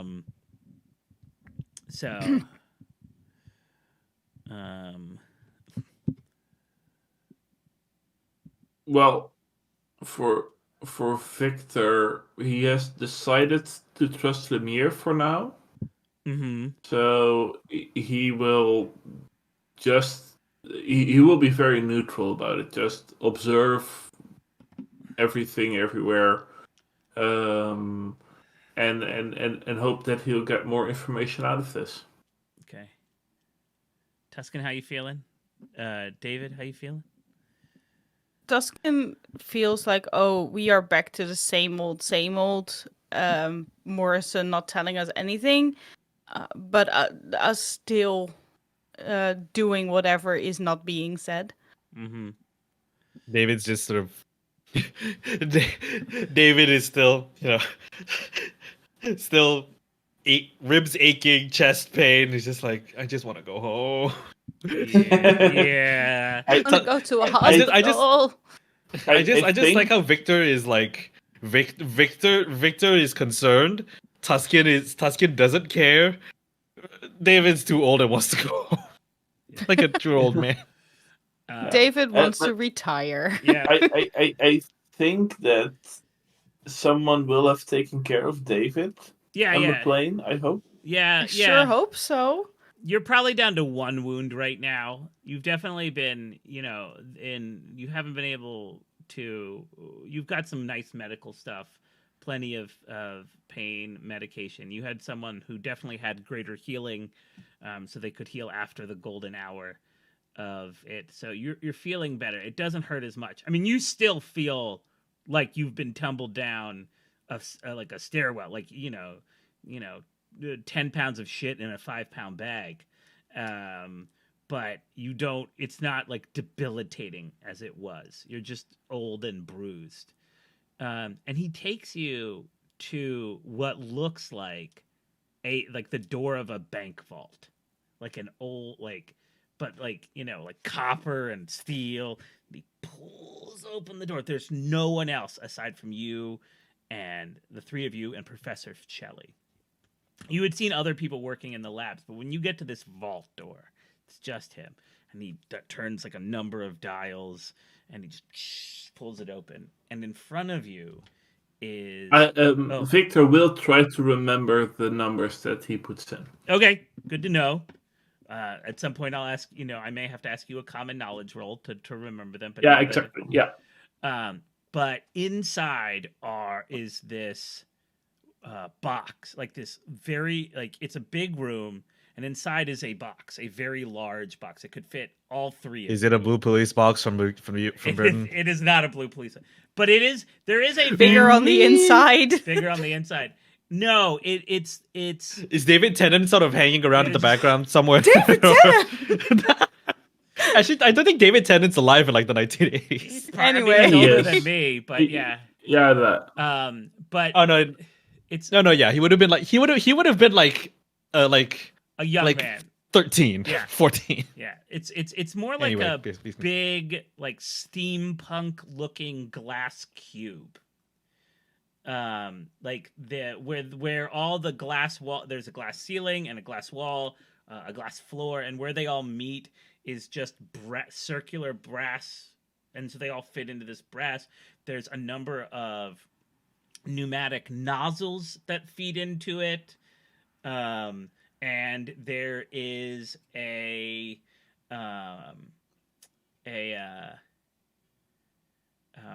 whatchamacallit, like a control panel, but it's all rivets and copper and like dials and flips and stuff.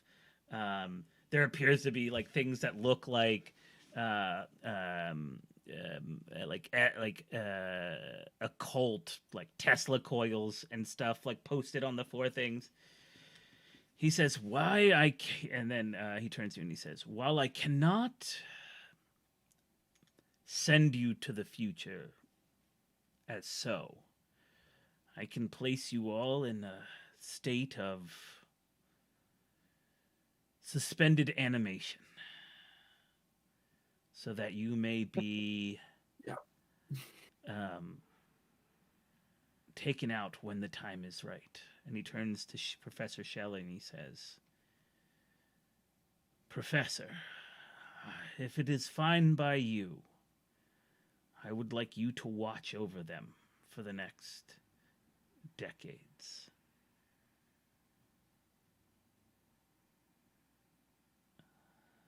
It was like 40 years. Yeah. It was like 40 years. 37, but yeah, quite a bit.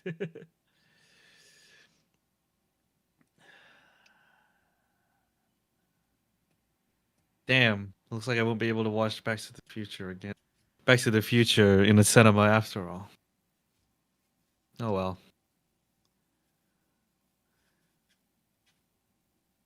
Okay. I like how like David's entire motivation in the past is I want to see Back to the Future again. Yeah. Wait, hold up. Iceland has. I bet that Iceland has a cinema. One thing. I mean, can we do one thing before we go into the fold? Like, what's a couple hours on 37 years? We can bring Shelly. Shelly, do you want to go to the movies? Yeah, we were supposed to go and watch Back to the Future with you, remember? With the 4 of us, yes. Yeah, with the 4 like 4 of us together. Maybe we can still do that before you put us on ice, right? There's gotta be popcorn.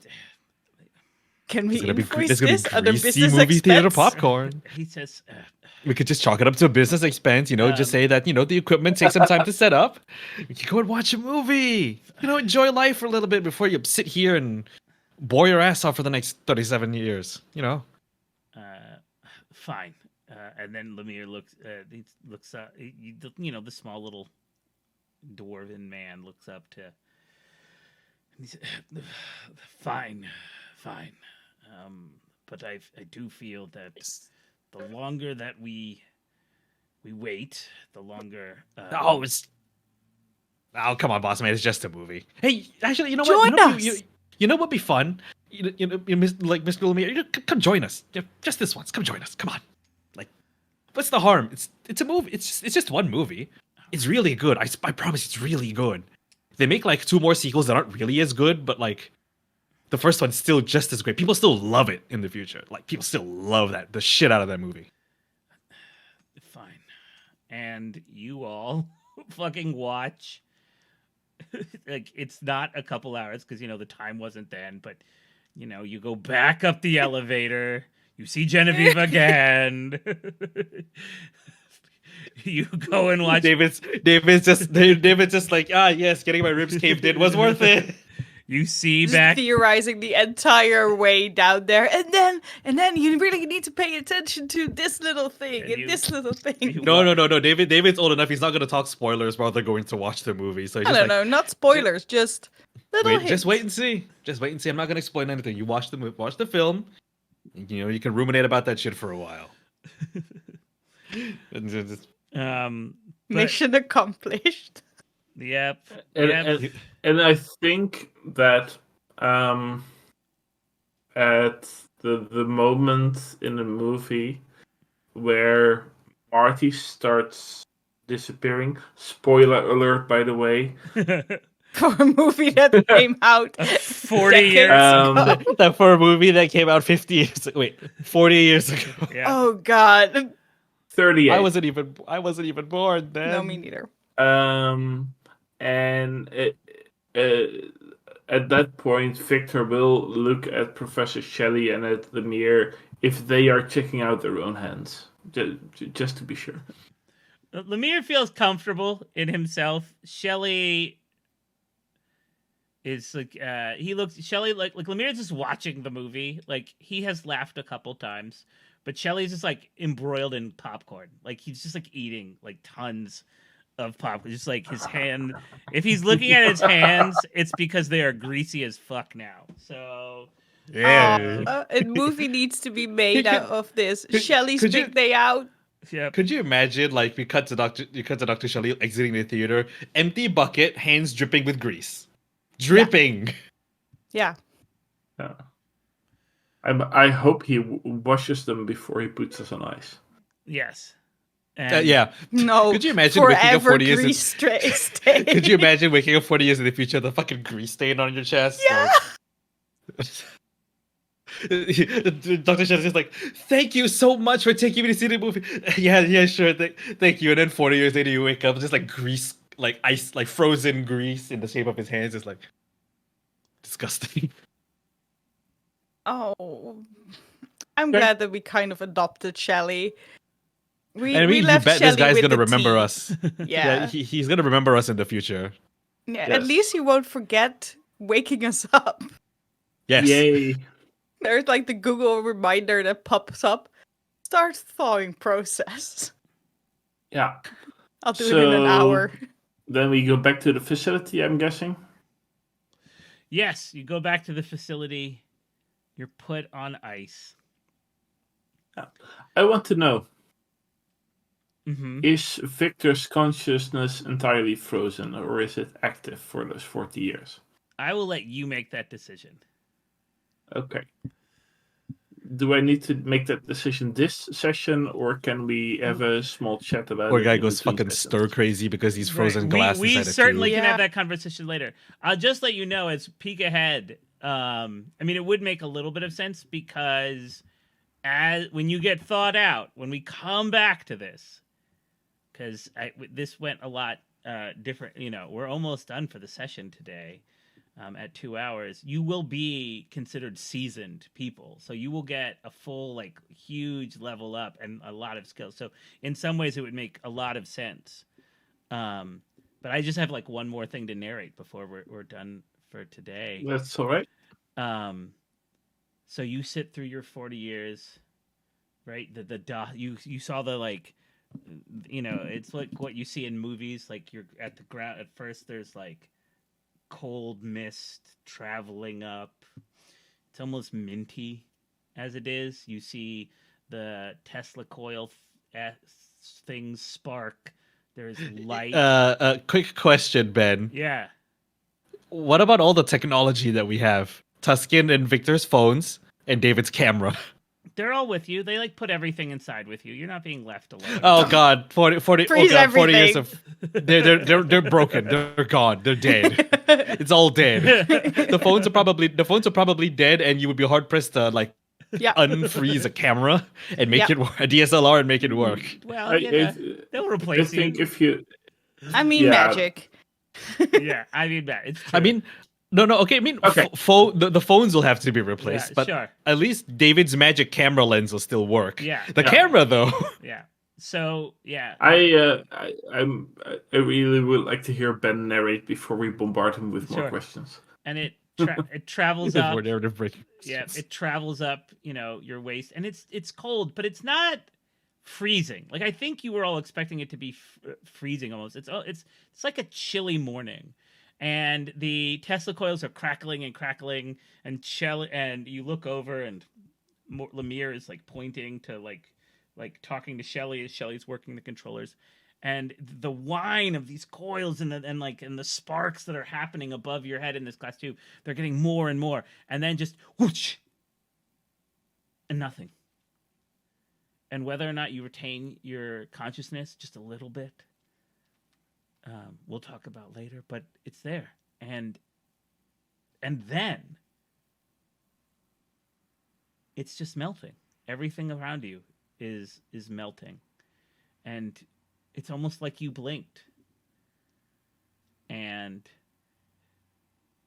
you're all slightly damp as whatever happened is like your like clothes are all just like a little like took them out of the dryer too early.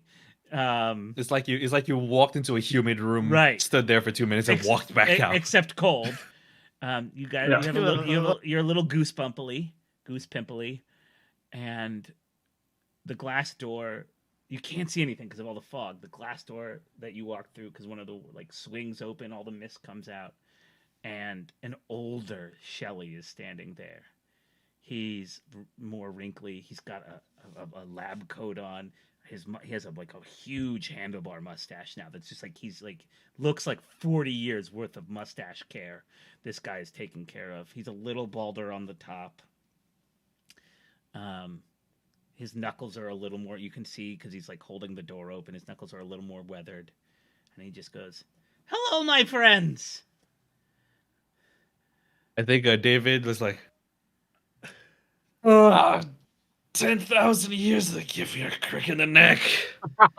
And he, nice, But hey. I've forgot how the rest of the fucking song goes. And he goes, "I've seen that movie." And then that's where we're going to end it for today. Because Aladdin's come out now. He's like, "Oh, I hope you enjoyed that one." Funnily enough, because Aladdin came out in 1992. I love that movie.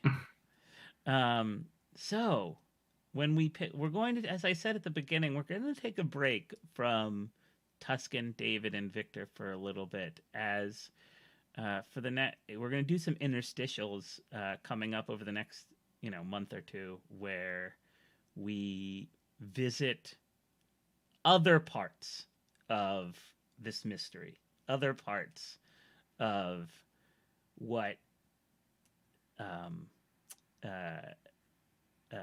Lemire and Septimus were talking about before we return to these brilliant characters with so much in their heads now, so much on their minds. There's too many things, too many thoughts. As always, I love playing with the three of you. Thank you for spending your time with me, your lunch times to your dinners to your bedtimes. Thank you, everyone who watches here. I know you don't have to spend your Sundays with us, and I really love it when you do. This stuff makes me happy. All right, let's introduce ourselves on the way out, starting with... Let's start with Urine. You're always in the middle because you're in the middle on the arcs. So I'm going to go direct. I'm going to go diagonally up. Yeah, sure. Okay. Okay. Hey, my name is Jorien Hattink. I have been playing Tuscan today. I also play other characters on other streams and other podcasts. So I'm playing Seshi Kush on the Applied Materials podcast, which is a Orpheus Protocol fan game. I also play Tony Catroni Technology over on Bolt Crew RPG. And hey, if you want to hire me as a voice on your project, let me know. I'm doing professional voice acting classes right now. Yeah, she's so good. You should listen to her sell you flowers. They are it's in Dutch, but it's very good. Dutch flowers, Dutch flowers. Yeah. And directly below is... Yes. It's me. It says you. Yes. I'm Renee. I've been playing Victor today. You can also hear me on the Applied Materials podcast, which DJ can tell you even more about. And on the Twitters, I can be found at Quarian_NL. And what about on the Blue Skies? Same on the Blue Skies? The same. It's the same. Nice. Quarian_NL. Nice. And last but not least, we have DJ. Oh no, it's me. My name is DJ. I can be found on many places on the internet and off the internet. I am most commonly found at DJ Atomica Plays on Twitch, on Twitter, on Blue Sky, on YouTube. I also run the Applied Materials podcast on Spotify. It's an actual play podcast based in the Orpheus Protocol game system and setting. It's an entirely different story from the main show, though. It's been running for about coming up to 3 years now, with a vast and storied cast of talented individuals and their strange, weird, angsty characters. Yeah. I love angst. And I've been Ben Hatton. It's not going to change when I leave. I'll still be Ben Hatton. But I'm here, and I'm the Game Master. And, hey, have a nice week. And if you are, and I can be found on our Discord. The Discord here. If you're not a member, you should join. And I put a link up. And I'm thinking of joining Blue Sky. Maybe. I'll think of. I'm jumping back and forth about it. No, but let's point out that you're not just Ben Hatton. You're the. I'm the Ben Hatton. Yes, I'm the Ben Hatton, and I really and if you celebrate it, have a nice Thanksgiving, and if you don't, have a lovely regular Thursday week. And actually, we have because we're having another stream on the 26th. Where our other team that is also exploring the same mystery, they just don't know it yet. Spoiler. Yeah. I certainly hope the other 2 players aren't watching. Yeah. Oh no. Oh no. We'll be playing as well. That's Jackie and Paxton. All right, everyone. Thank you. Have a lovely day. Bye. Bye. Yeah. But who is the Green Ranger?